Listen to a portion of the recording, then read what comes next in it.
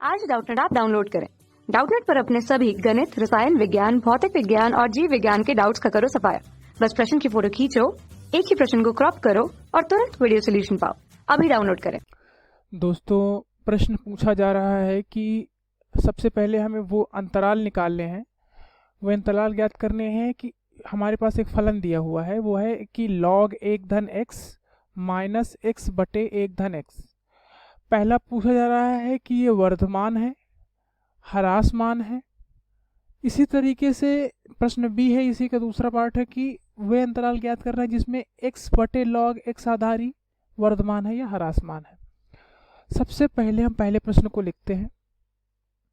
तो दोस्तों, हमारा प्रश्न है कि यहाँ से हमने लिख लिया f(x) बराबर log 1 धन x माइनस x बटे 1 धन x। ये हमारे पास फलन हो गया। ठीक, अगर इसके वर्धमान और ह्रासमान की बात हमारे सामने आती है तो कोई भी फलन ह्रासमान या वर्धमान उसके ग्राफीय या फिर उसके चित्रांकित निरूपण के आधार पर हमको प्रदर्शित किया जाता है या बताया जाता है। जैसे कि अब ये फलन है, इसका हम ग्राफीय निरूपण या फिर इसको हम ग्राफ पे खींचेंगे तो यह प्रश्न बहुत ही लंबा हो जाएगा और बहुत ही कठिन होगा। इसलिए हम इसको अभिकलन की सहायता से हल करेंगे। कोई भी फलन अगर बड़ा होता है या छोटा होता है तो क्षमा कीजिएगा, बढ़ता है या घटता है तो क्या होता है, उसका प्रथम अवकलन हम देखते हैं। अगर उसका जो भी कर्व है या फिर जो भी वक्र है, अगर उसकी प्रवणता बढ़ती जाती है, ठीक है, उसकी प्रवणता बढ़ती जाती है, जैसे यहाँ पर देखिए इसकी प्रवणता क्या है, बढ़ रही है। प्रवणता हमेशा धनात्मक अगर होती है, ठीक है, तो इसका मतलब है कि यह जो फलन है यह क्या है, वर्धमान है। इसी तरीके से अगर प्रवणता जो है वो इसकी जो है वो घट रही है या फिर 0 से कम है, ये देखिए हर जगह इसकी प्रवणता क्या है, कम है। ठीक है, कम है ना, इसीलिए यहाँ से हम कह सकते हैं कि जो प्रवणता है वो कम हो रही है। ठीक है, अच्छा एक और ध्यान बात है कि जो वक्र ऐसे आएगा या ऐसे आएगा ये निर्भर करता है इसके द्वितीय अवकलन पर, लेकिन हमारे पास इसके लिए इन्होंने कुछ बताया नहीं है।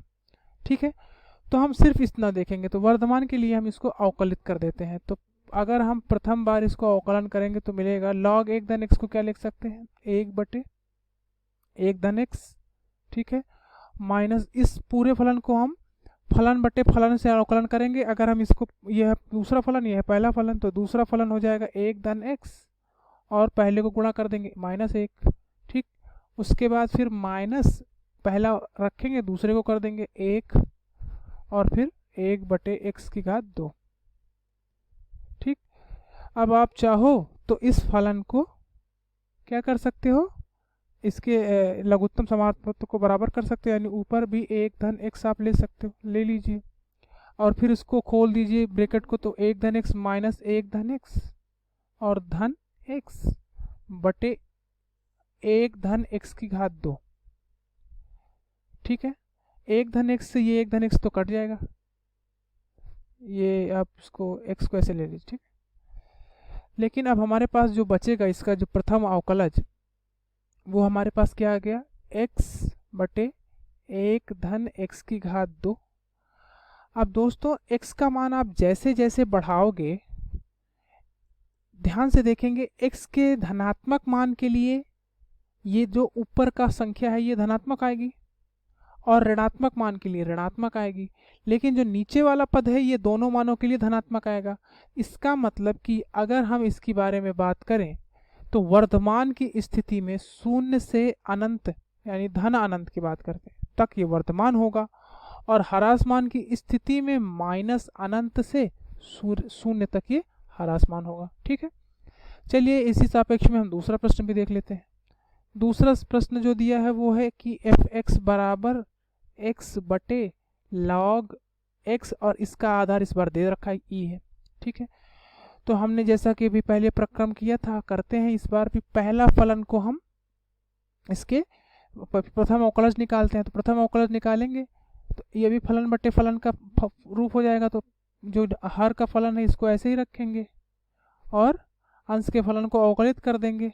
माइनस, अब अंश के फलन को ऐसे ही रखेंगे, हर के फलन को अवकलित करेंगे। इसको जब अवकलित आप करोगे तो इसका मान आएगा 1/x, आएगा कि नहीं आएगा, ठीक है। और बटे में आप देखेंगे यहाँ से इसका जो हर का मान है ये इसका घात 2 हो जाएगा। चलिए आगे देखते हैं। यहाँ से अगर आप इसको आगे देखें तो f' यहाँ से आएगा, यहाँ से मान हो जाएगा log x और इसका मान e, ठीक, -1 बटे यहाँ से आएगा log x बटे का आधार e का होल घात 2। अब ध्यान से देखेंगे, देखिए दोस्तों जो अंश का पद है इस पे अगर आप ध्यान दीजिए तो ये पद कुछ इस तरह से है कि अगर आप इसको देखें कि यह 0 कहाँ पर हो रहा है तो log x आधार e का मान आएगा 1, यानी कि x का मान आएगा e। यानी कि अगर आप इसको ध्यान से, और एक बात ध्यान देखने वाली ये है, देखिए अगर कोई भी मान इसका ऋणात्मक x का कोई भी मान होगा, जो भी मान है जो भी इसका मान आएगा, सबसे पहले तो हम जानते ही हैं कि शून्य के लिए ही log का मान जो होता है वो शून्य से आगे के मानों के लिए ही जो है वो प्रस्तावित है। ऋणात्मक मान इसका कोई नहीं आता, ठीक है ना। इसका कोई भी मान ऋणात्मक नहीं होता, अगर ऋणात्मक होता है तो उसके आगे नेगेटिव लग जाता है, तो ऋणात्मक मान नहीं होता। तो अब इसका मतलब कि शून्य से लेकर ई तक के मानों के लिए अगर आप जाएंगे तो क्या होगा, जैसे जैसे आप शून्य से ई तक जाएंगे log x आधार e -1 इसका मान जो है वो 0 से कम आएगा। लेकिन जैसे ही आप ई से ज़्यादा जाएंगे वैसे वैसे इसका मान 1 से ज़्यादा आएगा और फिर ये 0 से ज़्यादा आने लगेगा। इसका मतलब कि शून्य से लेकर ई तक ये क्या है, ह्रास मान, और ई से लेकर अनंत तक क्या है, ये वर्धमान, ठीक है। तो धन्यवाद, इसी तरह से हल कर सकते हैं आप। अब थोड़ा सा इसमें कुछ और देख लेते हैं, ध्यान से देखेंगे दोनों पक्षों में। सबसे पहले इस पे आते हैं दोस्तों। अगर आप यहाँ पर देखें तो ये है आपके पास 1 धन x की घात 2। जब आप शून्य से अनंत जाएंगे तो उस स्थिति में तो सारे मान धनात्मक आएंगे, लेकिन जब आप माइनस अनंत से शून्य की ओर जाएंगे तो इसके बीच में एक मान आएगा -1। और अगर आप 1 धन x में x का मान -1 रखोगे तो मान मिलेगा 0, और उस स्थिति में इसका प्रथम अवकलज जो है वो अपरिभाषित हो जाएगा। इसलिए हम जो दोनों के ऊपर के मान दिए हुए हैं, 0 से अनंत तो रहेगा लेकिन माइनस अनंत से 0 तक के में ह्रास मान होगा, लेकिन इसके बीच में एक मान x बराबर -1 को हम निकाल देंगे, निस्तारित कर देंगे। इसी तरीके से जब आप दूसरे मान कर बात करते हैं, यहाँ पर भी अगर आप यहाँ पर x का मान 1 लेते हैं, मान जो यहाँ पर है x की इसका मान आ जाएगा 0, यानी कि log x आधार e का जो मान आ जाएगा वो क्या आ जाएगा, 0।